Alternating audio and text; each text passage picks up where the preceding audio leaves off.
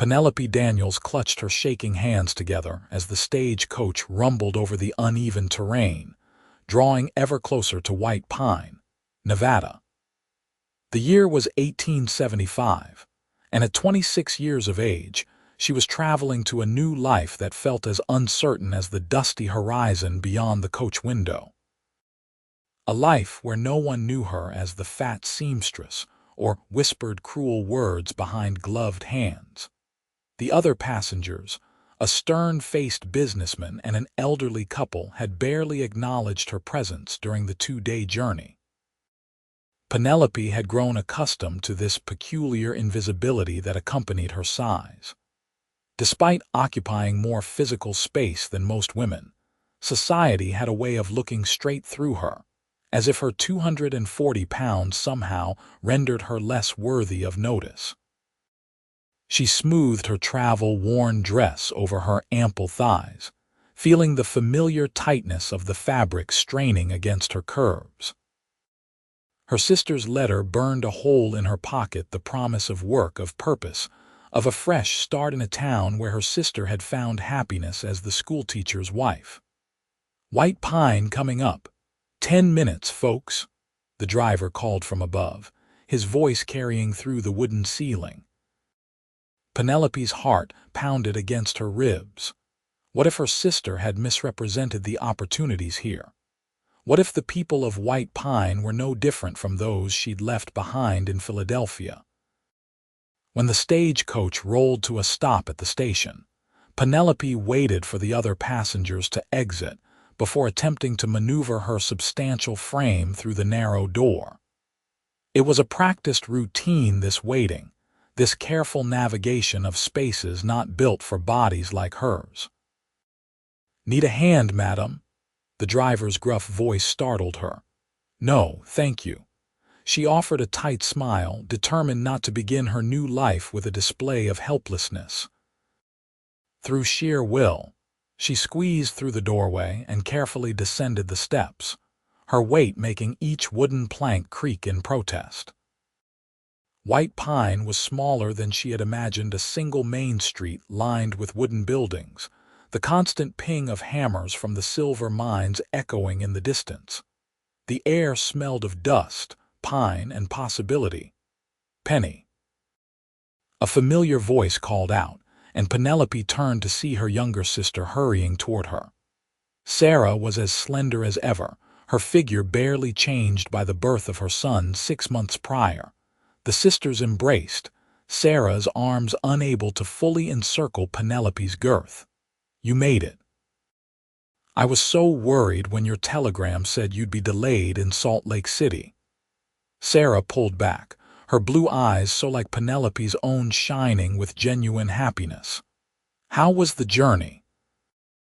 "Long," Penelope admitted, suddenly conscious of how her face must be flushed and sweaty from the exertion and heat.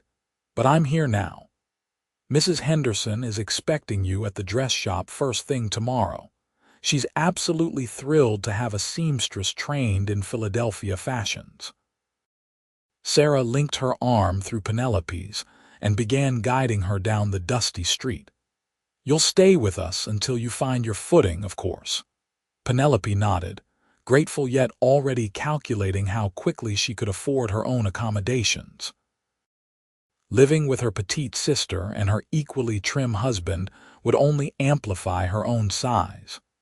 They passed the general store, the sheriff's office, and a saloon where piano music spilled onto the street.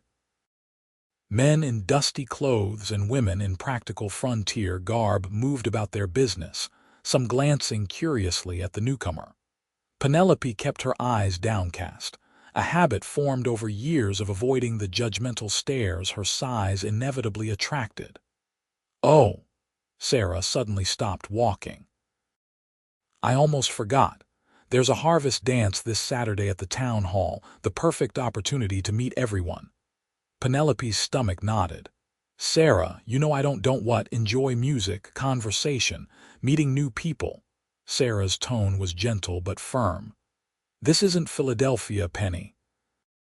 People here care more about whether you can pull your weight, figuratively speaking, than how much you weigh." Penelope winced at her sister's unfortunate choice of words. "I'll think about it."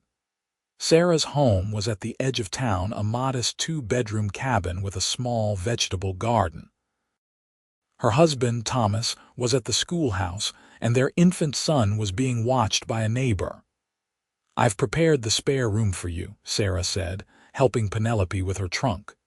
"It's small, but it's perfect," Penelope interrupted, not wanting to hear the apology in her sister's voice. The room was indeed small, with barely enough space for the narrow bed and a chest of drawers, but it had a window that looked out onto the mountains, and that was something.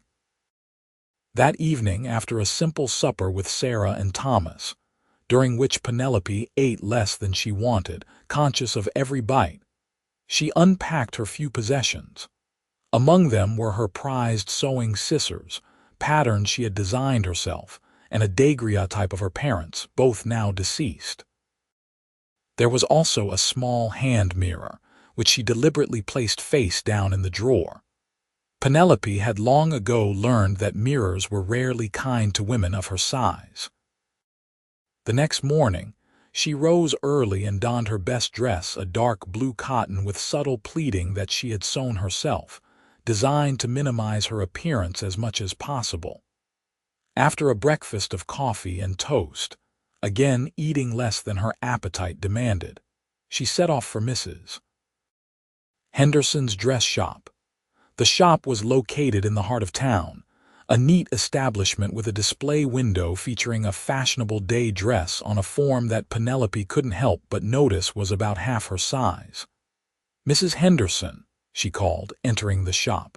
A bell tinkled above her head. A thin woman with silver-streaked dark hair emerged from the back room.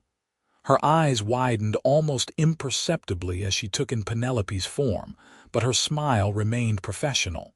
"Miss Daniels, I presume? Sarah's sister." "Yes, madam." Penelope clasped her hands in front of her, resisting the urge to cross her arms over her stomach. "I understand you're looking for a seamstress," Mrs. Henderson nodded. "I am indeed, though I must admit I wasn't expecting," she caught herself. "Well, never mind what I was expecting. Sarah tells me you were trained by Madame Laurent in Philadelphia. I was her assistant for 5 years. Impressive. And what can you tell me about the latest styles from the East?" Penelope relaxed slightly, on familiar ground now. The bustle remains prominent, though smaller than previous seasons. Cuirass bodices are very much in fashion, with princess lines for a slimming effect.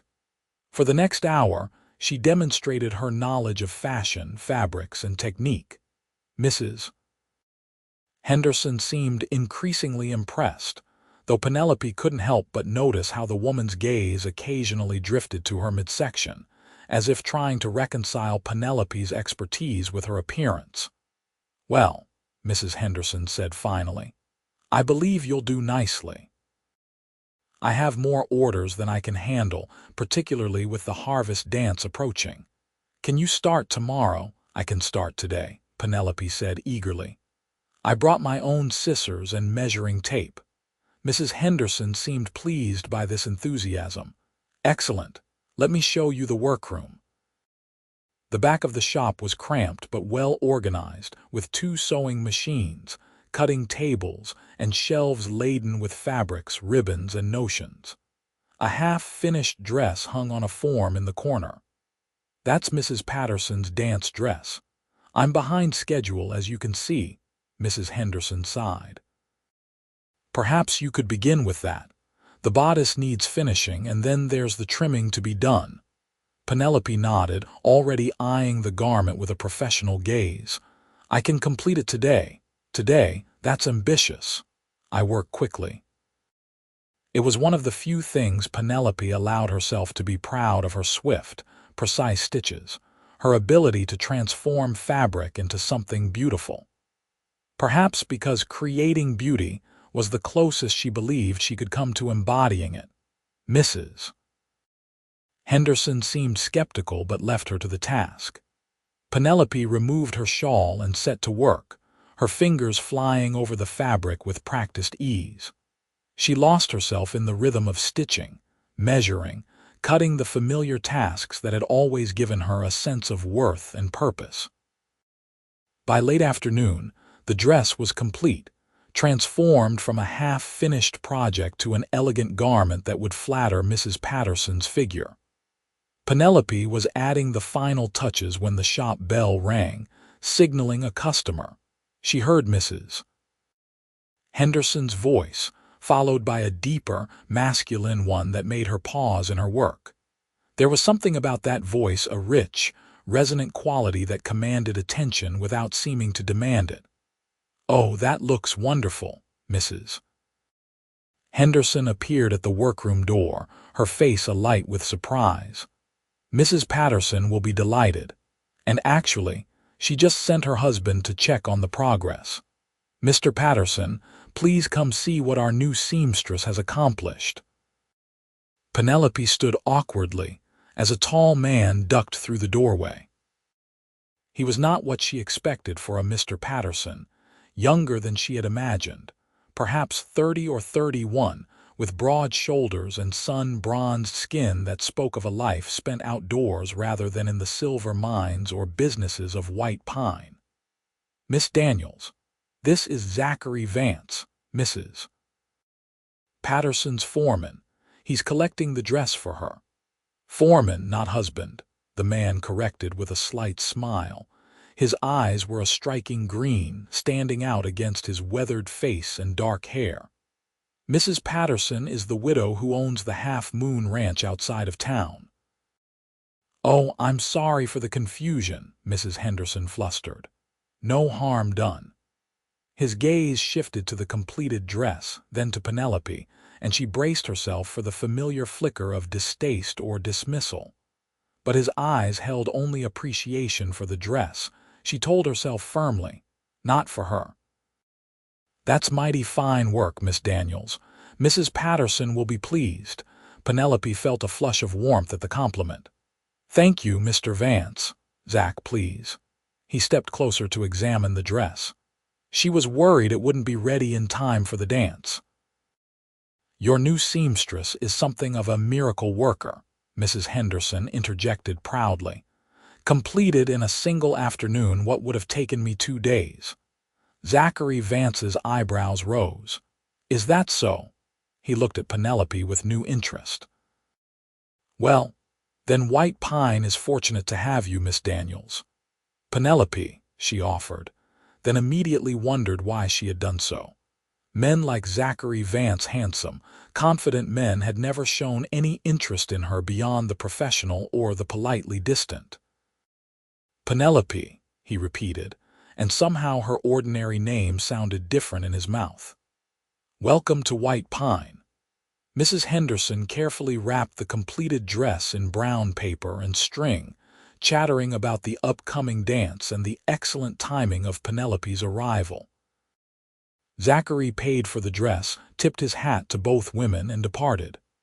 "Well," Mrs. Henderson said after he left, "that's one satisfied customer, at least indirectly.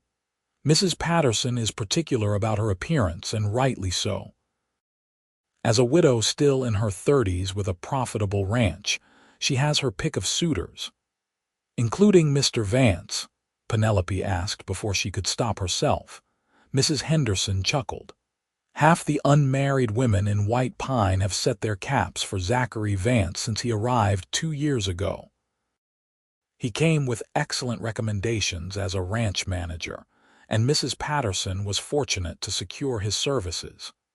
But no, I don't believe there's anything between them beyond employment. He's too independent-minded to be pursuing a wealthy widow, from what I can tell." Penelope nodded, telling herself that the information was of no particular interest to her. Men like Zachary Vance did not look twice at women like her, regardless of their availability. "Now," Mrs. Henderson continued, "let's discuss your wages and hours.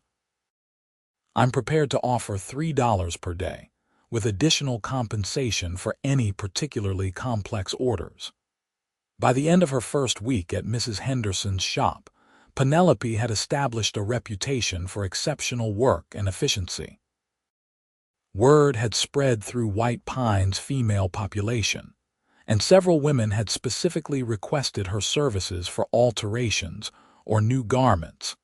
This professional success, however, did little to alleviate her social anxiety as Saturday's harvest dance approached. Despite Sarah's persistent encouragement, Penelope had all but decided not to attend when Mrs. Henderson unwittingly forced her hand. "I've been invited to display some of our latest work at the dance," the shop owner announced on Friday afternoon. "A sort of informal fashion exhibition. I'd like you to attend with me, Penelope. It would be good for business." Unable to refuse without jeopardizing her new position, Penelope reluctantly agreed. That evening, she examined her limited wardrobe with a critical eye. Nothing seemed suitable for a social event, where she would be representing the town's premier dress shop. With a sigh, she retrieved a length of deep burgundy taffeta she had brought from Philadelphia, a luxury she had purchased with the intention of eventually making herself a special occasion dress.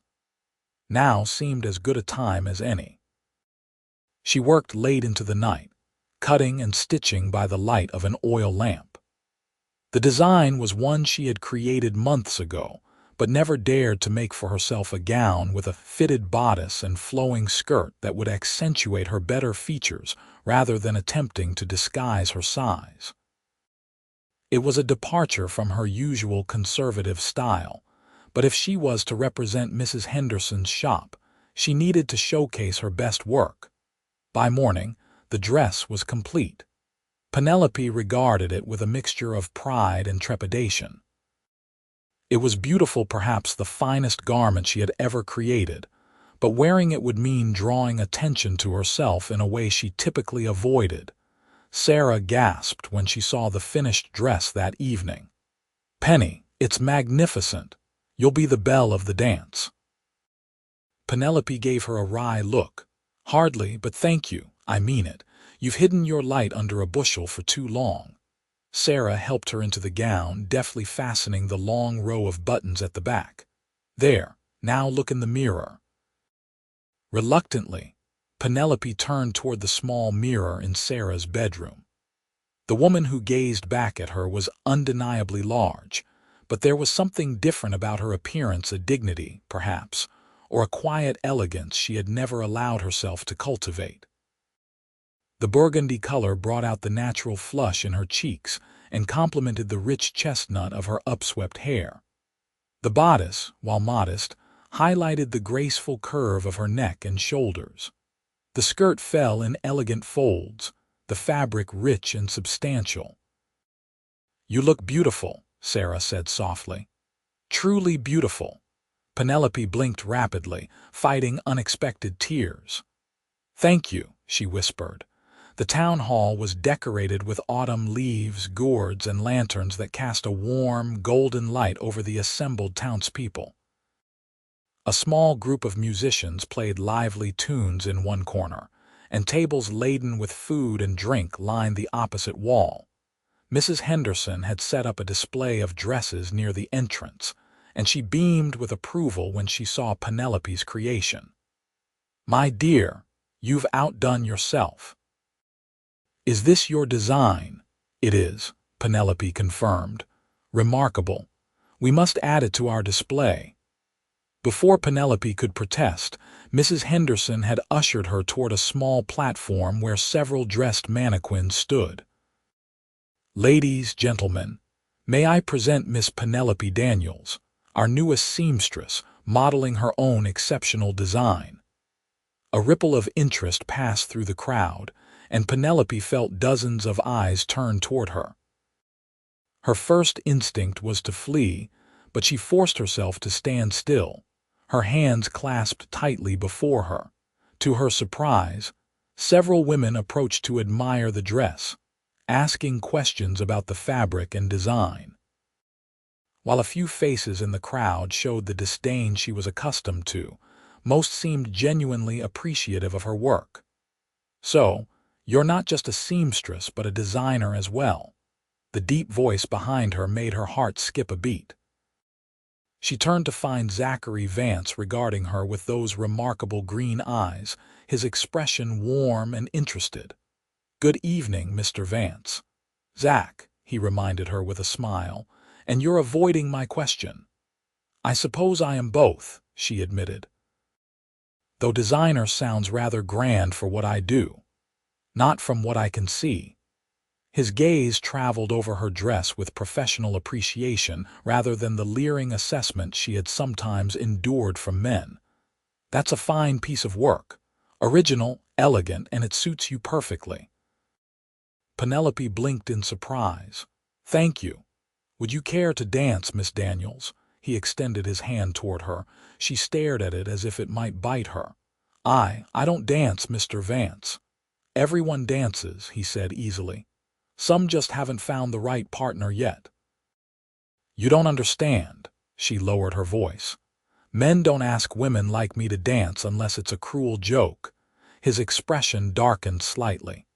"Then you've known the wrong sort of men. I assure you, my invitation is sincere." Penelope hesitated, searching his face for any sign of mockery and finding none. Still, years of caution couldn't be overcome in a moment. "I appreciate your kindness, but I must decline, if you'll excuse me." She moved away, retreating to a quieter corner of the hall where she could observe without being observed. From this vantage point, she watched as Zachary was immediately approached by several more conventionally attractive women, including a striking blonde in a fashionable blue dress, who placed a familiar hand on his arm. "That's Isabel Matthews," Sarah said, appearing at Penelope's side with a cup of punch. "Her father owns the largest dry goods store in town. She's been setting her cap for Zachary Vance since he arrived." "They make a handsome couple," Penelope remarked, trying to sound disinterested. Sarah gave her a shrewd look. "He asked you to dance, didn't he? I saw it." He was being polite. "Zachary Vance doesn't do anything out of mere politeness. He's the most straightforward man in White Pine. If he asked you to dance, it's because he wanted to dance with you." Penelope shook her head. "Don't be absurd. Look at him, and then look at me." "I am looking," Sarah said firmly. "I see a handsome, hard-working man who might appreciate a woman of substance in more ways than one. And I see my brilliant, beautiful sister who spent her whole life believing she doesn't deserve happiness because of her size." "Sarah, please." "No, Penny. I've held my tongue for years, but I won't anymore. You came west for a new beginning. Don't carry the same old limitations with you." Before Penelope could respond, Thomas appeared to claim his wife for a dance, leaving her alone with her thoughts and the punch cup. The evening progressed, and Penelope remained on the sidelines, declining the few polite invitations to dance that came her way mostly from elderly gentlemen or married men fulfilling a social obligation. She told herself she was content to observe, to absorb the atmosphere of her new community. She was preparing to make an early exit when Zachary Vance appeared before her again. "I believe you owe me a dance, Miss Daniels." Penelope shook her head. "I don't recall agreeing to one." "True, but the night's nearly over and you haven't danced once." "Seems a shame to create such a magnificent dress and then hide in the corner." "I'm not hiding," she protested weakly. "Aren't you?" His gaze was challenging but not unkind. "One dance, Miss Daniels, then I'll trouble you no further if that's what you wish." Perhaps it was the punch, or Sarah's words, or simply the unexpected persistence of this man, but Penelope found herself nodding. "Very well. One dance." The musicians were playing a waltz, slower and more dignified than the lively reels that had dominated the evening. Zachary led her onto the floor with a confidence that eased some of her anxiety. "I should warn you," she said as he placed one hand respectfully at her waist. "I haven't danced in many years." "Just follow my lead," he said simply. To her surprise, Penelope found the steps returning to her naturally. Zachary was an excellent dancer, guiding her with subtle pressure and unobtrusive directions. Despite her size, she felt almost graceful in his capable hands. "See, you dance beautifully," he said as they moved across the floor. "You're very kind. I'm very honest," he corrected. "And honestly, I've been wanting to speak with you again since we met at the dress shop." Penelope nearly missed a step. "Why?" "Because you intrigued me.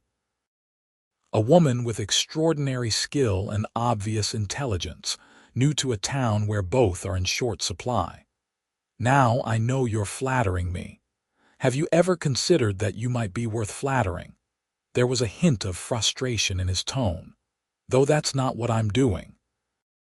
They completed the dance in silence, Penelope's mind whirling with confusion.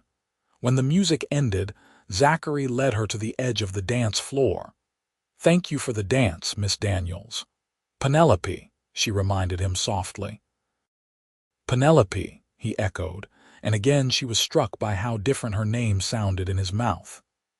"I meant what I said, about being intrigued." Before she could formulate a response, Isabel Matthews appeared at Zachary's side, her blue eyes cool as they assessed Penelope. "Zach, you promised to escort me home, remember?" She slipped her arm through his with practiced ease. "I did," he acknowledged. "Miss Daniels, will you excuse me?" Penelope nodded, watching as Isabel led him away. The blonde woman glanced back once, her expression a clear warning, "Stay away." As Penelope walked home with Sarah and Thomas that night, her thoughts kept returning to the dance, to the feel of Zachary's steady hand at her waist, to the inexplicable interest in his eyes. But with each step, her practical nature reasserted itself. Men like Zachary Vance did not court women like her. Whatever interest he had shown was probably just the natural friendliness of a man accustomed to being well-liked. Isabel Matthews, with her slender figure and family connections, was the sort of woman a man like Zachary would ultimately choose. And yet, as she prepared for bed in the small room that felt increasingly like her own, Penelope found herself touching the burgundy dress with something like reverence. For a few moments tonight, she had felt visible in a way that had nothing to do with her size, seen for her skill, her taste, perhaps even her person. It was a dangerous feeling, one that could lead to hopes best left unformed. But as she drifted toward sleep, Penelope allowed herself a small, secret smile. Whatever tomorrow brought, she had danced tonight. The weeks following the harvest dance brought a steady increase in business at Mrs. Henderson's shop. Penelope's designs and skilled needlework had caught the town's attention, and orders for new dresses and alterations flooded in. Mrs. Henderson, delighted with the upturn in business, gave Penelope a small raise and began consulting her on the shop's inventory and future stock. Penelope threw herself into her work, finding satisfaction in the creative challenges each new order presented. If she sometimes caught herself watching the street for a glimpse of a certain tall ranch foreman, she firmly redirected her attention to her sewing machine. She had not seen Zachary Vance since the night of the dance, though she had heard through town gossip that he had been busy with fall roundup at the Half Moon Ranch. According to Sarah, who heard everything through her position as the schoolteacher's wife, Mrs. Patterson was considering expanding her cattle operation, which meant even more responsibility for her foreman. "He's in town today," Sarah mentioned casually one evening as they sat in her small parlor, Penelope working on a personal sewing project while her sister mended Thomas's shirts. "Zachary Vance, I mean." "Oh," Penelope kept her eyes on her stitches. "MMM." Isabel Matthews made quite a display of greeting him outside the general store, her father's store, conveniently enough. "They suit each other," Penelope said, ignoring the small twinge in her chest. Sarah made a non-committal noise. Perhaps, though Thomas says Zach seemed rather uncomfortable with her attention. Thomas should mind his own business, Penelope said mildly. As should you. I'm merely sharing town observations, Sarah protested with mock innocence. Speaking of observations, Mrs. Henderson tells me you've received an invitation to visit the Half Moon Ranch. Something about new dresses for Mrs. Patterson and her niece, Penelope nodded. Mrs. Patterson wants a complete winter wardrobe, but she's too busy with ranch matters to come to town for fittings. She's asked me to visit the ranch tomorrow for measurements and consultations. How interesting, Sarah said, her tone suggesting she found it more than merely interesting. And will the ranch foreman be present during these consultations? Sarah, Penelope sighed, setting down her sewing. You're reading far too much into a single dance with a man who was merely being kind. Was he merely being kind when he stopped by the dress shop this morning specifically asking when you would be visiting the ranch? Penelope's heart skipped a beat. He did not. According to Mrs. Henderson, he most certainly did. She mentioned it to Thomas when he picked up my altered blouse this afternoon. I'm sure he was simply confirming the arrangements for Mrs. Patterson. Sarah rolled her eyes. For someone so intelligent, you can be remarkably dense about certain matters. The man is interested in you, Penny. That's absurd. Is it? Why? Because you've convinced yourself that no man could possibly be attracted to you. Penelope flinched as if struck. Because I'm realistic. Men like Zachary Vance have their pick of women. They don't choose women who can barely fit through a stagecoach door. Sarah set down her mending and leaned forward, her expression serious. You remember what Father used to say about assumptions? That they make fools of those who make them, Penelope recited. Exactly. You've assumed that Zachary Vance is like every other man you've ever known. Perhaps he isn't. Perhaps he sees what I see, a talented, intelligent, beautiful woman who happens to be larger than average. Sarah, just promise me one thing, her sister interrupted. When you go to the Half Moon Ranch tomorrow, go with an open mind. And wear that green day dress you finished last week. It brings out the blue in your eyes. Despite herself, Penelope found that she was nervous as the hired wagon carried her toward the Half Moon Ranch the next day. She had indeed worn the green dress, telling herself it was simply because it was one of her newest and most professional-looking garments, not because of Sarah's suggestion. The Half Moon Ranch was larger than she had expected, a sprawling property with a substantial main house, several outbuildings, a barn, and corrals where cowboys were working with horses. The autumn landscape was breathtaking, with the mountains providing a dramatic backdrop to the ranch's rolling pastures. The wagon driver helped her down and carried her sewing basket and fabric samples to the house's wide front porch. Before they reached it, the door opened to reveal a handsome woman in her 30s with auburn hair and a commanding presence. You must be Miss Daniels, she said, extending her hand. I'm Victoria Patterson. Thank you for making the trip out here. It's my pleasure, Mrs. Patterson, Penelope replied, taking the offered hand. Your home is beautiful. Thank you. Please come inside. I've set up the parlor for our consultation. The house interior was elegantly appointed with a mixture of frontier practicality and Eastern refinement. Mrs. Patterson led her to a sunny parlor where a young woman of about 18 was arranging teacups on a side table. This is my niece, Lucinda, who is also in need of new garments. Lucinda, this is Miss Daniels, the seamstress I told you about. The girl, slender and pretty with her aunt's auburn coloring, curtsied politely. It's a pleasure to meet you, Miss Daniels. Aunt Victoria has been singing your praises since you completed her harvest dance dress. You're too kind, Penelope replied, settling carefully into the chair Mrs. Patterson indicated. It was sturdier than it looked, much to her relief.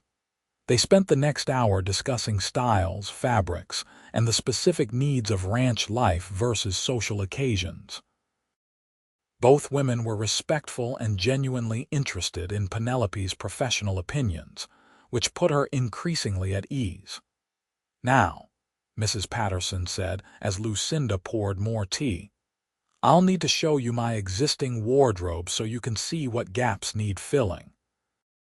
"Lucinda, why don't you take Miss Daniels to my dressing room while I speak with Mr. Vance about the cattle shipment? He should be back from the north pasture by now." At the mention of Zachary's name, Penelope felt her cheeks warm slightly, but she maintained her professional demeanor as she followed Lucinda up the grand staircase to Mrs. Patterson's chambers. The dressing room was a marvel of organization, with gowns, riding habits, and day dresses arranged by season and purpose.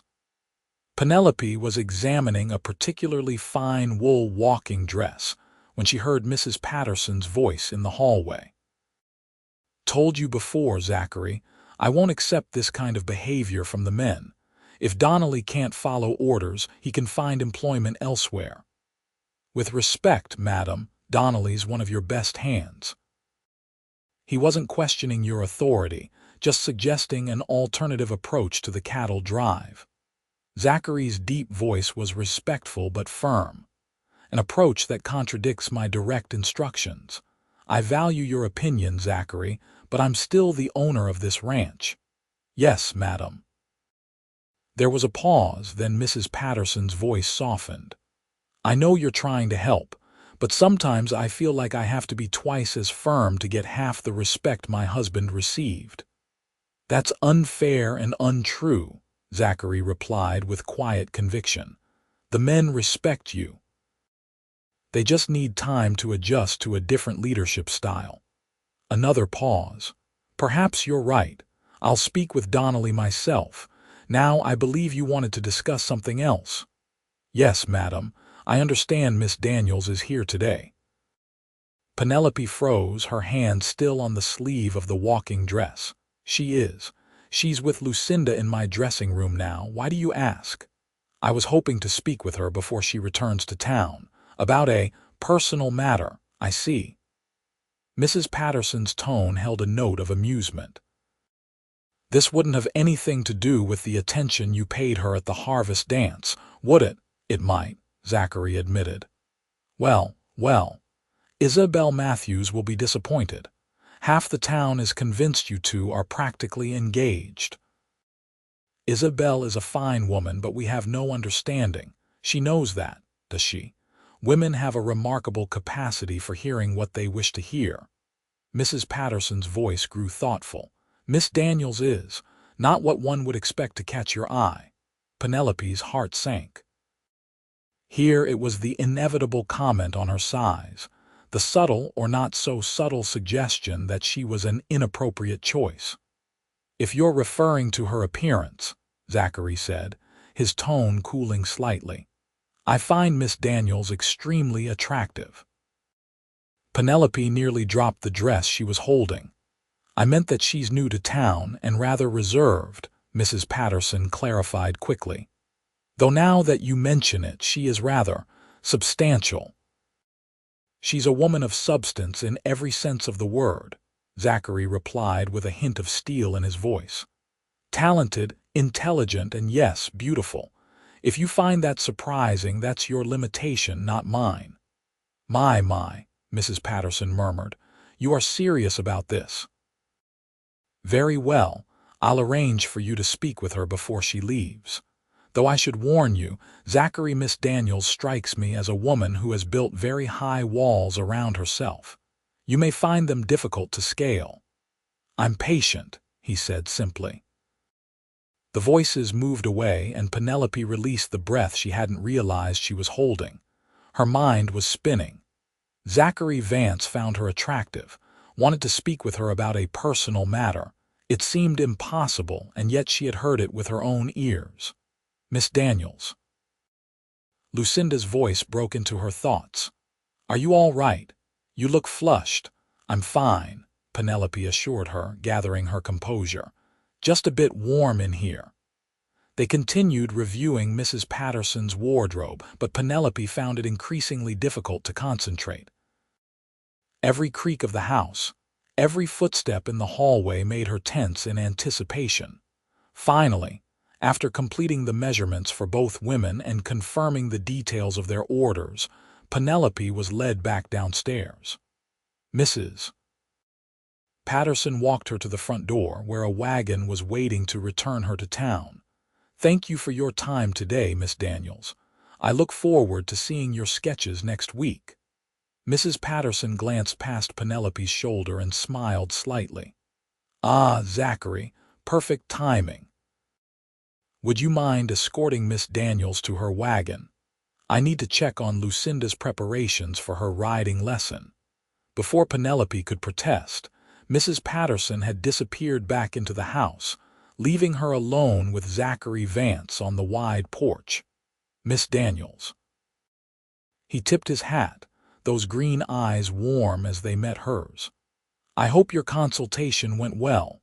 "Very well, thank you," she replied, proud of how steady her voice sounded despite the nervous fluttering in her chest. "Mrs. Patterson has excellent taste." "She does indeed." He gestured toward the steps. "May I?" Penelope nodded, allowing him to escort her toward the waiting wagon. They walked in silence for several steps, the autumn breeze rustling the dried leaves at their feet. "I've been hoping to see you again," Zachary said finally as they reached the wagon. "Since the dance." "Have you?" She kept her tone neutral, though her pulse quickened. "Yes." He stopped, turning to face her directly. "I enjoyed our conversation and our dance." "As did I," she admitted softly. Zachary seemed encouraged by this. "I was wondering if you might allow me to call on you in town sometime. Perhaps this Sunday after church." Penelope stared at him, searching his face for any sign of mockery or hidden agenda. She found none, only an open, honest expression that made her heart twist with unfamiliar hope and familiar fear. "Mr. Vance." "Zach," he corrected gently. "Zach," she amended. "I'm flattered by your attention, but I must confess I don't understand it." His brow furrowed. "What don't you understand?" "Why me?" The question burst from her before she could stop it. "There are a dozen women in White Pine who would be delighted by your attention. Women like Isabel Matthews." "I'm not interested in Isabel Matthews or any other woman in White Pine," he said simply. "I'm interested in you." "But why?" Penelope persisted, needing to hear him say it to address directly what everyone else danced around. Zachary studied her for a long moment, seeming to understand the importance of his answer.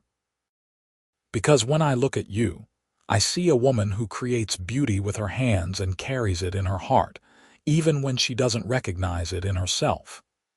I see intelligence in your eyes and skill in your work. And yes, I find you physically attractive, your curves, the grace with which you move, the way your eyes catch the light." He took a deep breath. "I've known many women, Penelope. None have intrigued me as you do." Penelope felt tears pricking behind her eyes and blinked them back furiously. "You barely know me." "I'd like to change that," he said quietly, "if you'll let me." The moment stretched between them, filled with possibility.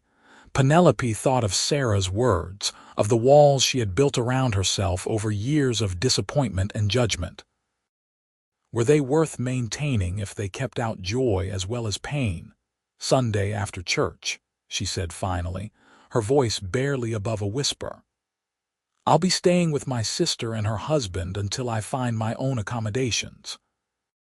The smile that broke across Zachary's face was like sunrise over the mountains. "I'll be there at noon." He helped her into the wagon with careful hands, and as the driver set the horses in motion, Penelope looked back to see Zachary still standing there, watching her departure with that same sunrise smile. For the first time in longer than she could remember, Penelope allowed herself to hope. Sunday arrived with painful slowness. each hour of the intervening days stretching endlessly, as Penelope alternated between nervous anticipation and stern self-lectures about maintaining realistic expectations. By Sunday morning, she had nearly convinced herself that Zachary would not appear, that he had reconsidered, that their planned outing had been a momentary impulse he now regretted. Sarah, sensing her sister's anxiety, took special care with helping Penelope prepare after the church service. She brushed out Penelope's chestnut hair until it shone, arranging it in a becoming style with modest combs. "There," she said, stepping back to admire her handiwork. "You look lovely. The blue in this dress is perfect with your complexion." Penelope smoothed the fabric of her second-best dress, a deep blue cotton with white piping that she had made shortly before leaving Philadelphia. "It's not too plain. It's elegant and flattering," Sarah assured her. "And more importantly, it's you, authentic, not pretentious." The mantel clock struck noon and Penelope's stomach tightened with nerves. Thomas, who had been entertaining his young son in the parlor, glanced out the window. "Right on time," he announced. "Zachary Vance is coming up the walk." Penelope took a deep, steadying breath. "How do I look?" "Beautiful," Sarah said firmly. "Now go answer the door before Thomas does and starts interrogating the poor man." The knock came, 3 decisive taps that seemed to echo Penelope's racing heartbeat. She opened the door to find Zachary standing on the porch, hat in hand, dressed in clean, pressed clothes that were a step up from his working attire but still unmistakably Western. "Miss Daniels," he greeted her with a warm smile. "You look lovely." "Thank you," she replied, pleased that her voice emerged steady. "And please, it's Penelope." "Penelope," he agreed. "I thought we might take a walk if that suits you. It's a beautiful day and there's somewhere special I'd like to show you." She nodded, reaching for her shawl and bonnet. After a brief exchange of pleasantries with Sarah and Thomas, they set off, walking side by side down the dusty street. Penelope was acutely aware of the glances they drew from townspeople, the curious, sometimes disapproving looks directed at the unlikely pair they made. Zachary, however, seemed completely at ease, greeting acquaintances with friendly nods but maintaining a respectful distance from Penelope as they walked. "Where are we going?" she asked as they left the town proper and started down a tree-lined path that followed the creek. "There's a spot about a half-mile ahead, a small clearing with a view of the valley. I thought it might be a pleasant place for a picnic." He gestured to the small basket he carried. "If that meets with your approval." "It sounds lovely," she said, touched by the thoughtfulness of his planning. They walked in comfortable silence for several minutes, the autumn sun dappling through the golden leaves above them. Occasionally their hands or arms would brush, sending small thrills through Penelope despite the layers of fabric between them. "Tell me about Philadelphia," Zachary said as they followed the winding path. "What was your life like there?" Penelope considered the question. "Contained," she said finally. "I lived with my parents until their passing 3 years ago, then in a small apartment above the dress shop where I worked. My world was very orderly, predictable." "And was that what you wanted? Order and predictability?" "I thought it was," she admitted. "It felt safe." Zachary nodded thoughtfully. "Safety has its appeal, but sometimes the things most worth having require a bit of risk." "Is that why you came west?" she asked, grateful to shift the focus from herself. "For the risk," a shadow crossed his face. "Partly. I grew up in Virginia on a small farm. After the war, there wasn't much left of the farm or the family. My father and older brother didn't return from Gettysburg." "I'm so sorry," Penelope said softly. He acknowledged her sympathy with a slight nod. "I tried to make a go of the farm for a few years, but the memories were difficult. And the future didn't hold much promise.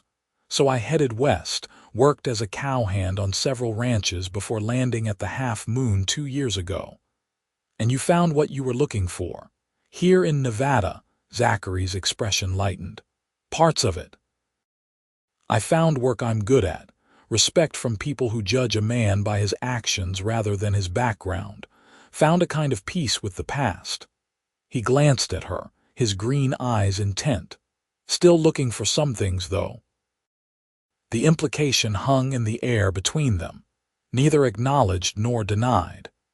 They reached the clearing he had mentioned, a small, grassy space overlooking the valley where white pine nestled among the trees.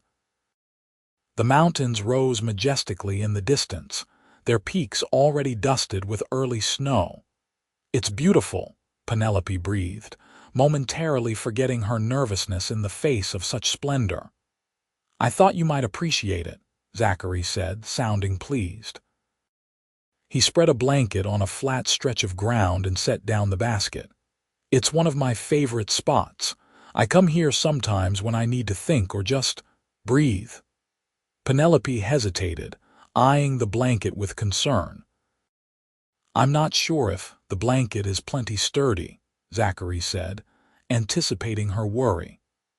"And I brought a second one to fold for extra comfort. May I help you?" Grateful for his matter-of-fact consideration, Penelope allowed him to take her hand as she carefully lowered herself to the blanket. To her relief, the arrangement was indeed comfortable, the ground beneath solid and supportive. Zachary unpacked the basket, revealing a simple but thoughtful meal: fresh bread, sliced ham, cheese, apples, and a jar of lemonade. "I'm no chef," he admitted with a self-deprecating smile, "but Mrs. Patterson's cook took pity on me when I explained my plans." "It looks wonderful," Penelope assured him, genuinely touched by the effort. They ate companionably, the initial awkwardness fading as conversation flowed more easily. Zachary asked thoughtful questions about her sewing, showing genuine interest in the craft she had devoted her life to. In turn, Penelope found herself curious about his work at the ranch, the challenges and satisfactions of managing such a large operation. "Mrs. Patterson is fortunate to have you," she observed as he described his responsibilities. "You clearly care deeply about the ranch's success." "I do," he agreed.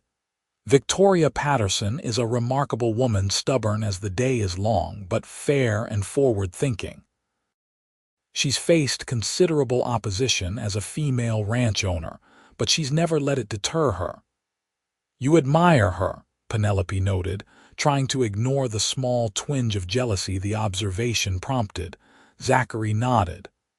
"As a rancher and a person, absolutely. She gave me an opportunity when others might have been reluctant to put so much responsibility in the hands of an Easterner, regardless of my experience." He paused, seeming to read something in Penelope's expression. "She's also a friend," he added deliberately. "Nothing more, despite what some town gossips might suggest." Penelope flushed slightly, embarrassed that her thoughts had been so transparent. "It's not my place to. It is if we're to get to know each other," Zachary interrupted gently. "I want to be clear about where things stand in my life. I respect and admire Mrs. Patterson, but my interest lies elsewhere." His gaze held hers meaningfully, and Penelope felt her heart quicken. "With a woman who creates beauty with her hands and carries it in her heart," she quoted softly. "Yes," he confirmed, the single word carrying the weight of promise. They sat in silence for a moment, the autumn breeze rustling the leaves around them, the valley spread before them like a painting. "I should tell you," Penelope said finally, gathering her courage, "that I've never. That is, I haven't had much experience with." She faltered, searching for the right words. "Courting," Zachary suggested. She nodded, relieved at his directness. "Yes, men haven't generally shown interest in women of my proportions, at least not honorable interest." Zachary's expression darkened briefly. "Then the men of Philadelphia were fools," he said with quiet conviction, "but their loss is my good fortune." Penelope couldn't help the small laugh that escaped her. "You're very different from anyone I've ever known, Zachary Vance." "I hope that's a good thing," he replied with a smile. "I'm beginning to think it might be," she admitted. The afternoon passed swiftly, the conversation flowing more naturally as they grew comfortable in each other's presence. Zachary told stories of his cowboy days that made her laugh, and Penelope found herself sharing memories of her childhood that she had rarely spoken of to anyone. As the sun began its descent toward the western mountains, casting long shadows across the valley, Zachary reluctantly began packing up the remains of their picnic. "I should get you back before dark," he said. "Your sister and brother-in-law will be wondering about you." "Yes," Penelope agreed, though part of her wished the afternoon could stretch indefinitely. "Thank you for today. It's been lovely." "The first of many, I hope," Zachary said, offering his hand to help her rise. The simple statement carried a question within it. Penelope placed her hand in his, allowing him to support her weight as she stood. "I would like that," she said softly. His smile was worth every moment of anxiety she had endured in anticipation of this day. They walked back to town in the golden light of late afternoon, their shadows stretching before them on the path. Neither seemed in a hurry, their pace leisurely despite the approaching dusk. "May I call on you again next Sunday?" Zachary asked as they neared the edge of town. "Yes," Penelope replied without hesitation. "Though perhaps you might join us for Sunday dinner at Sarah's first. She's quite determined to get to know you better," he chuckled. "Protective sister. Very. Though I think you've already won Thomas over. He speaks highly of you." "And what about you?" Zachary stopped walking, turning to face her directly. "Have I begun to win you over, Penelope Daniels?" The directness of the question took her breath away. In the fading sunlight, his eyes were earnest and warm, his expression open. "You have," she admitted, the words barely above a whisper. "Though I must confess, I'm still not entirely sure why you're trying." Zachary's gaze didn't waver. "Then I'll keep showing you until you are sure."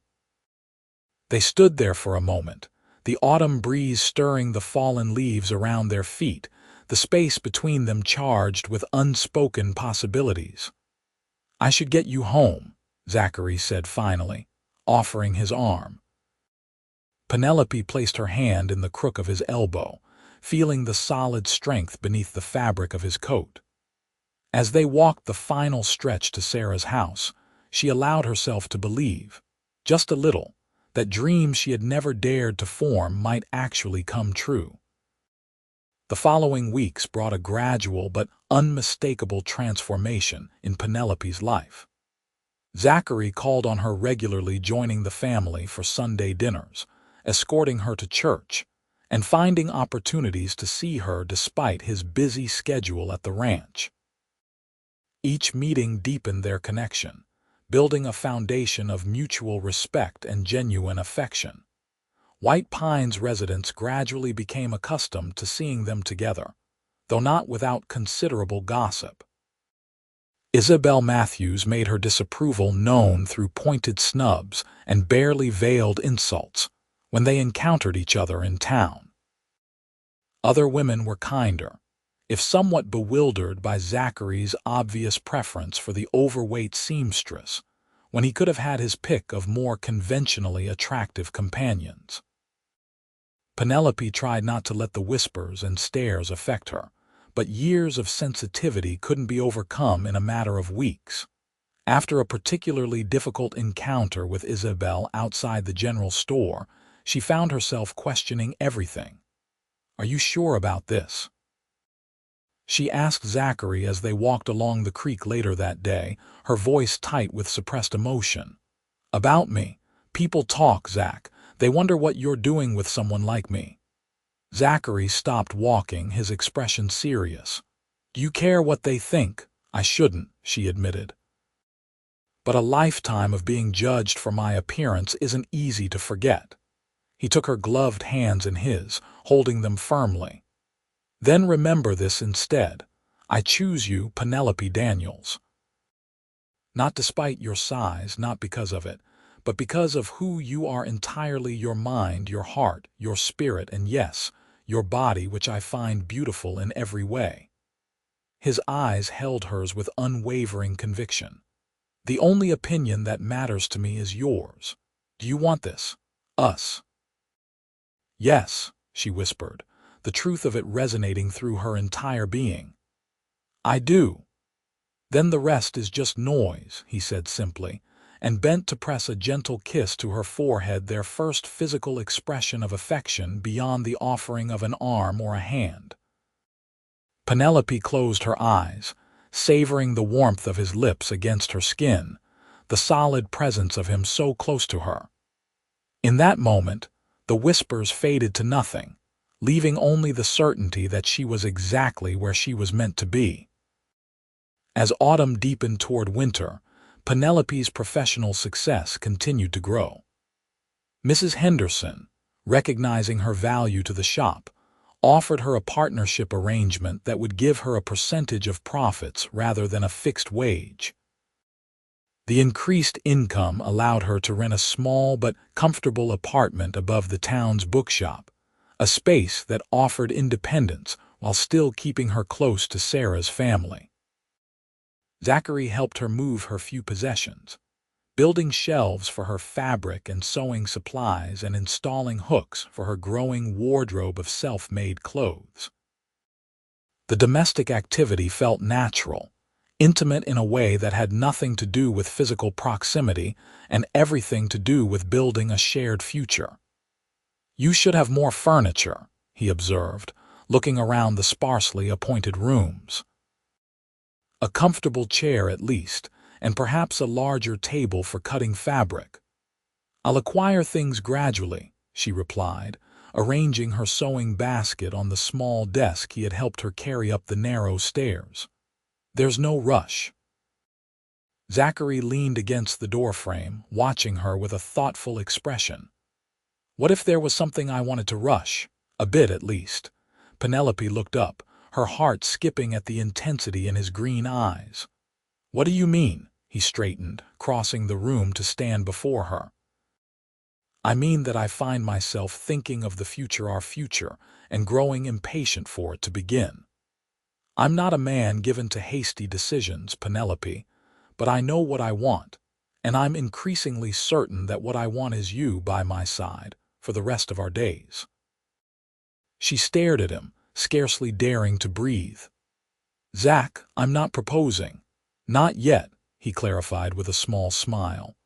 That deserves to be done properly with a ring and perhaps not surrounded by half-unpacked crates, but I wanted you to know where my thoughts are heading, and to ask if yours might be traveling in a similar direction. Penelope felt tears well in her eyes. They are, she whispered, though part of me still can't quite believe it. Then I'll keep showing you, he said, echoing his promise from weeks before. Every day in every way I can. He took her hand and raised it to his lips, pressing a tender kiss to her knuckles. The gesture was both courtly and deeply intimate, and Penelope felt it echo through her entire body. Now, Zachary said, his voice a touch huskier than before, let's finish unpacking these crates before Mrs. Wilson from the bookshop sends up another pot of tea as an excuse to check on our propriety. Penelope laughed, the sound freer and more joyous than she could ever remember it being. She means well. She does, Zachary agreed, and she's right to be concerned for your reputation. Which is another reason why I'm thinking about more permanent arrangements. The implication warmed Penelope from within, and she turned back to her, unpacking with a smile she couldn't have suppressed if she'd tried. Winter arrived with a suddenness typical of the high desert, the temperature plummeting, and the first snow falling heavily in early December.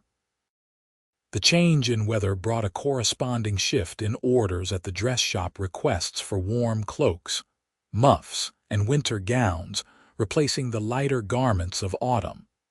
Penelope thrived on the challenge, introducing designs that combined warmth with elegance. Her reputation spread beyond White Pine, bringing customers from neighboring settlements and even as far as Ely, who were willing to make the journey for her exceptional work. With Christmas approaching, the town buzzed with preparations for seasonal celebrations. The church planned a Christmas Eve service with special music. The saloon announced a holiday dance, and various homes prepared for family gatherings and festive meals. Zachary, whose duties at the ranch had intensified with the winter conditions, still managed to see Penelope several times each week. Sometimes their visits were brief, a shared cup of coffee at the cafe, a quick walk between her errands, but each reinforced the deepening bond between them. On the Sunday before Christmas, after attending church together and sharing dinner with Sarah's family, Zachary suggested they take a short walk despite the cold. "There's something I want to show you," he said, helping Penelope into her heaviest cloak. "It's not far." Curious, she allowed him to lead her through town and down a small side street she rarely had occasion to visit. The houses here were modest but well-maintained, set back from the road with small yards. Zachary stopped before a neat clapboard house with a small porch and dormered windows. It was unoccupied, with no smoke rising from the chimney, but appeared to be in good repair. "What do you think?" he asked, watching her face closely. Penelope studied the house. "It's charming. Whose is it?" "Currently, it belongs to Mr. Jenkins at the bank. The previous owner, a widow who moved to Sacramento to live with her daughter, couldn't keep up with the mortgage payments." Zachary paused. "But it could be ours." Penelope's breath caught. "Ours?" Zachary nodded, his expression a mixture of hope and nervousness she had never seen before. "I've been saving most of my wages these past 2 years. Mrs. Patterson pays generously, and there's not much to spend money on at the ranch. I have enough for a substantial down payment, and Mr. Jenkins is willing to carry the note for the remainder. You want to buy this house?" Penelope clarified, her mind struggling to catch up with the implications. "I want us to have a home," Zachary corrected gently. "Together, as husband and wife." He reached into his coat pocket and withdrew a small velvet box. Despite the cold, Penelope felt a rush of warmth as he opened it to reveal a simple but elegant ring, a deep blue sapphire surrounded by tiny diamonds, set in gold. "Penelope Daniels," Zachary said, his voice steady despite the emotion evident in his eyes. "These past months have been the happiest of my life. You've shown me what it means to find a true partner, someone whose strength and talent and heart complement my own in ways I never imagined possible. I know we haven't known each other long by some standards, but in my soul, I'm certain." He took a deep breath. "Will you do me the extraordinary honor of becoming my wife?" The tears that sprang to Penelope's eyes were instantly transformed to icy tracks on her cheeks in the winter air. "Yes," she whispered, then louder, "Yes." Zachary's face broke into that sunrise smile she had come to love. With slightly trembling fingers, he slipped the ring onto her gloved hand. It would need to be properly fitted later, and then, with a questioning glance that she answered with a small nod, he leaned down to kiss her. His lips were warm against hers, the contact gentle at first, then deepening as she responded. Penelope had been kissed only once before in her life, an awkward, fumbling experience in her youth that had left her more embarrassed than anything. This was entirely different, a perfect confluence of tenderness and passion that made her forget the cold, her sighs, her lifelong insecurities. When they finally broke apart, both slightly breathless, Zachary rested his forehead against hers. "I love you, Penelope. I should have said that first." She laughed softly. "I love you too. And yes, I want this house, this life, this future with you." He wrapped his arms around her, holding her close against the winter chill, and Penelope marveled at how perfectly she seemed to fit against him, how natural it felt to be enfolded in his embrace, despite all the years she had believed such happiness would never be hers. As they walked back through town, her hand tucked securely in the crook of his arm and his ring on her finger, Penelope felt a lightness she hadn't experienced since childhood. The stares and whispers that followed them now seemed inconsequential, mere background noise to the symphony of joy playing in her heart. Sarah was ecstatic when they shared the news, hugging Penelope fiercely and shaking Zachary's hand with both of hers. Thomas clapped him on the shoulder with brotherly approval, and even their young son sensed the celebration, clapping his small hands in delight at the adult's happiness. "We'll be married in the spring," Penelope told her sister as they examined the ring properly in the warm light of the parlor. "After the worst of winter has passed, it will give us time to prepare the house and for me to make my wedding dress." "Your wedding dress," Sarah echoed, her eyes shining with happy tears. "Oh, Penny, I can hardly believe it. Though I suppose I shouldn't be surprised. Zachary has looked at you like you hung the moon since the first time I saw you together." Penelope glanced across the room to where Zachary and Thomas were deep in conversation, likely about the practicalities of homeownership. "I never thought I would find this," she admitted softly. "I never even let myself dream of it." Sarah squeezed her hand. "Then it's a good thing dreams found you anyway." News of the engagement spread quickly through White Pine, met with reactions ranging from genuine congratulations to poorly disguised shock. Isabel Matthews was overheard declaring it the most bizarre match she had ever witnessed, while Mrs. Henderson proudly informed her customers that she had seen it coming from the start. Mrs. Patterson, upon hearing the news during Zachary's next visit to the ranch, responded with sincere pleasure. "Miss Daniels is a remarkable woman," she told him. "You've chosen well, Zachary. Though I hope this doesn't mean I'll be losing my foreman." "Not at all," he assured her. "We'll be living in town, but I'll continue my duties here. It's only a 20-minute ride, and Penelope's work is in White Pine." "Good," Mrs. Patterson said with evident relief. "And please extend my congratulations to your fiancée. Tell her I expect nothing less than the finest work on my spring wardrobe, now that she's to be the wife of my most valued employee." Zachary grinned. "I'll tell her, though I suspect she would accept nothing less from herself regardless." The winter months passed in a flurry of preparations. The house required some repairs and updates, which Zachary tackled with help from Thomas and other friends when weather and work permitted.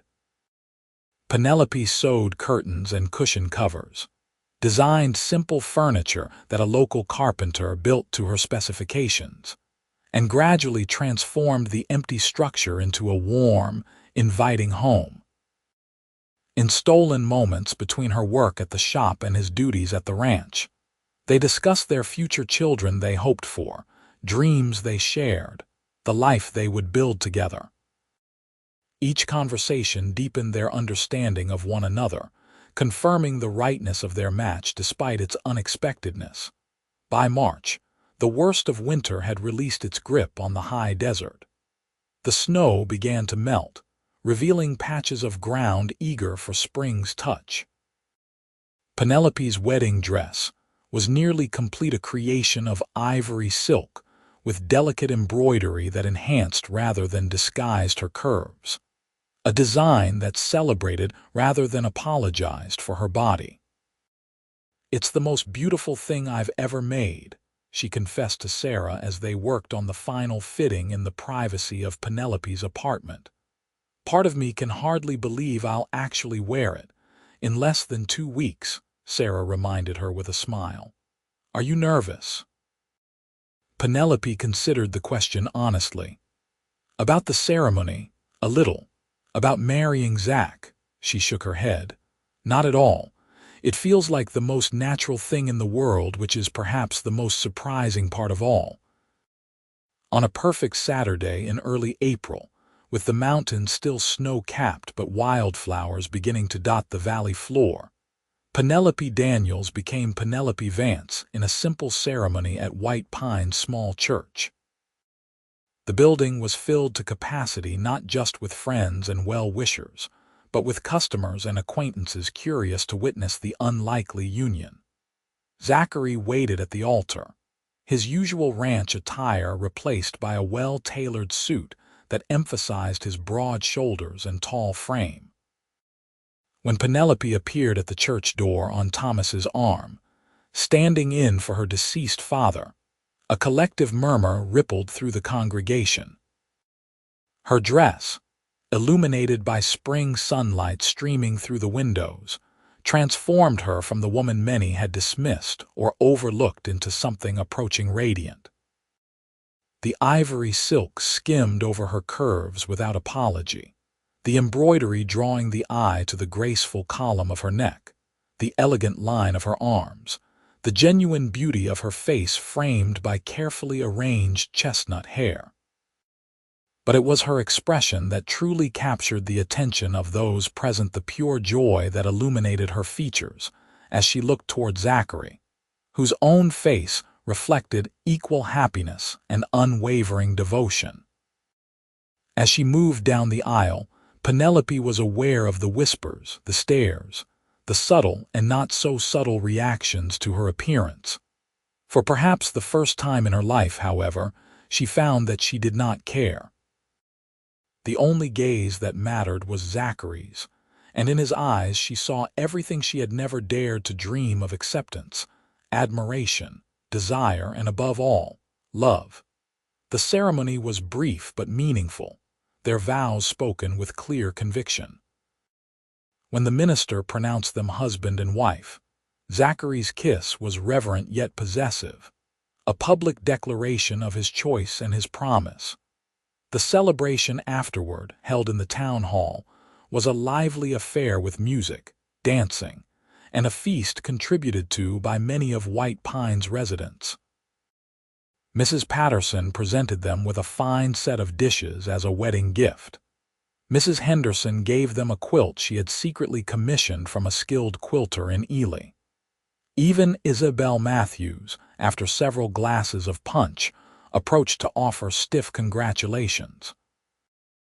"I still don't understand it," she said to Penelope in a voice just low enough for privacy, "but he clearly adores you. I suppose that's what matters." "It is," Penelope agreed simply, too happy to take offense. As the afternoon progressed, Zachary kept her close, his hand often finding hers or resting gently at the small of her back. When the musicians struck up a waltz, he led her to the center of the floor without hesitation. "Everyone is watching," Penelope murmured as they began to move to the music. "Let them," Zachary replied, his eyes never leaving hers. "Let them see how beautiful my wife is, how fortunate I am to have won her heart." "I'm the fortunate one," she countered softly. His smile was tender. "Then we're both blessed beyond measure." They moved together with the same natural harmony they had discovered during their first dance months before, their bodies finding a perfect synchronicity despite their different sizes. As they turned about the floor, Penelope caught glimpses of their reflection in the hall's windows, not the awkward, mismatched couple she might once have expected to see, but two people who complemented each other, who fitted together as if designed for one another. When the dance ended, Zachary bent to whisper in her ear, "Are you ready to go home, Mrs. Vance?" The simple question and the title that accompanied it sent a thrill through Penelope. "Yes," she replied, her voice steady despite the flutter of anticipation in her chest. "I am." They made their farewells, accepting final congratulations and well wishes from friends and family. Sarah embraced her sister tightly, whispering, "Be happy, Penny. You deserve every joy." "I already have more than I ever imagined," Penelope replied, returning the embrace. Zachary had arranged for a carriage to take them the short distance to their home, a luxury that spared Penelope the need to walk through town in her wedding finery. As they approached the neat clapboard house that was now truly theirs, he surprised her by stopping the carriage at the gate. "Allow me," he said, stepping down and then turning to lift her bodily from the seat. "Zach," she gasped as he gathered her in his arms. "I'm too heavy for—" "Hush," he interrupted gently, adjusting his hold to better support her. "Let me carry my bride across the threshold." Despite her concerns about her weight, he managed the short distance to the porch and through the front door with apparent ease, setting her down carefully in the entry hall of their home. In the late afternoon light filtering through the curtains she had made, the house looked warm and welcoming, a true sanctuary. "Welcome home, Penelope Vance," Zachary said softly, his hand still at her waist. She looked up at him, this man who had shattered every preconception she had held about herself and her possibilities. "I love you," she said simply. "And I love you," he replied, "more than I have words to express." He bent to kiss her, and this time there was no audience, no need for restraint or decorum. Penelope felt herself responding with a passion that might once have embarrassed her, but now seemed as natural as breathing. Zachary's arms tightened around her, drawing her closer, his body warm and solid against hers. When they finally broke apart, both breathing more rapidly, his green eyes had darkened with desire. "May I help you out of your wedding dress, wife?" he asked, his voice husky. "Please," she whispered, turning to give him access to the row of buttons at the back. His fingers were gentle but sure as they released each fastening, his breath warm against her neck as he worked his way down. When the dress was loosened, he helped her step out of it, carefully laying the precious garment across a nearby chair. Penelope stood before him in her chemise and petticoats, more exposed than she had been to any man, yet feeling strangely unafraid. Zachary's gaze held nothing but appreciation as it traveled over her form.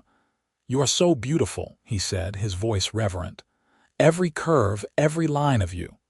She reached for the buttons of his vest, her fingers trembling slightly. "Show me," she whispered. "Show me how to love you." His smile was tender and knowing. "We'll learn together," he promised, taking her hand and leading her toward the bedroom they would now share. "We have all the time in the world."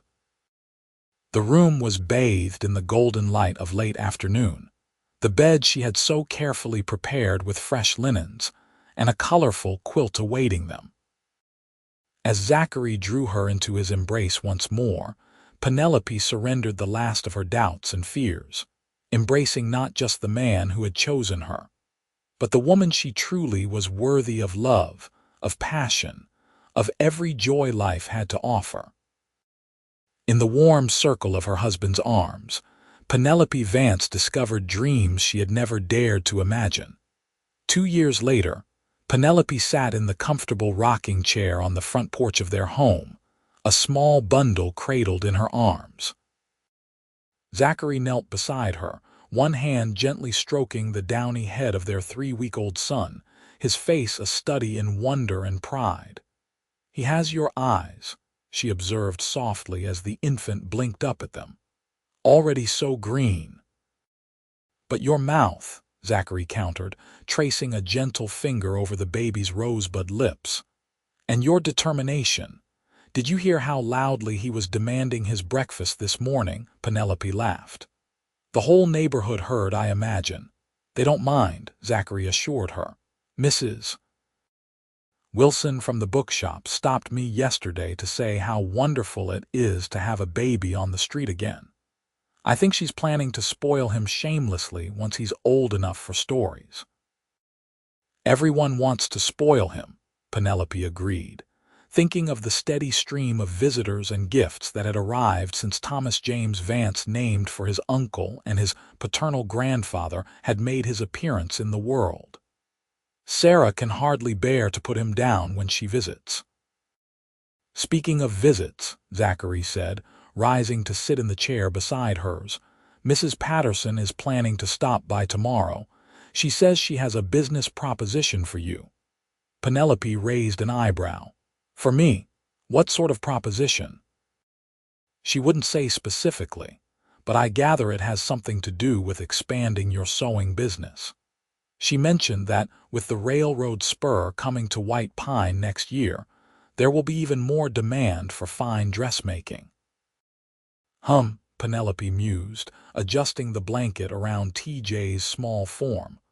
I've been thinking about that myself, actually. Mrs. Henderson is considering retirement in another year or two. She's hinted that she'd like me to take over the shop entirely. Would you want that, perhaps? Though I've also thought about establishing my own design house, something more specialized than the general dressmaking we do now. There are wealthy women in Virginia City and even San Francisco who might be interested in custom designs. She glanced down at their son. Though all that seems very ambitious with this little one to care for. Zachary reached over to take her free hand. If anyone can manage it, you can. And you know I'll support whatever you decide. Penelope smiled, squeezing his hand in gratitude. I know.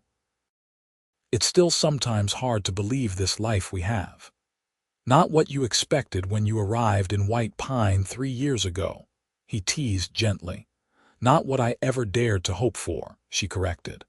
A husband who loves me exactly as I am, a child I feared I might never have. Work that fulfills me and a community that has, for the most part, accepted us. Accepted? Zachary's brow furrowed. Penelope, you're one of the most respected women in town. Your designs are famous throughout the county. The same people who might have whispered behind their hands when we first began courting now point to us as an example of a successful marriage. Even Isabel Matthews, she asked with a small smile. Especially Isabel. Haven't you noticed how she's been copying your hairstyle lately? Penelope laughed. I hadn't, but now that you mention it. Zachary's expression grew more serious. You've bloomed here, Penelope. Not because you changed who you were, but because you finally allowed yourself to be fully who you are, to take up the space you deserve in the world without apology. She considered his words, recognizing their truth. The woman who had arrived in White Pine afraid to dream, determined to remain invisible despite her size, would hardly recognize the woman she had become.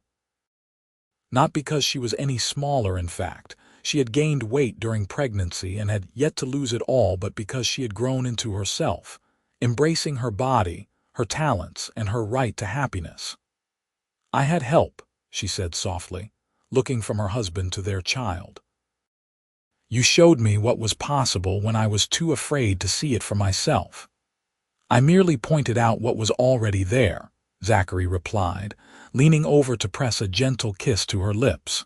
Your courage did the rest. As the sun began to set over the Nevada mountains, painting the sky in shades of gold and pink, Penelope Vance rocked her son and held her husband's hand, savoring the life they had built together. A life richer and more fulfilling than any dream she had never dared to dream. And as stars began to appear in the darkening sky, she offered a silent prayer of gratitude for this man, who had seen her, truly seen her, when she had been invisible to herself.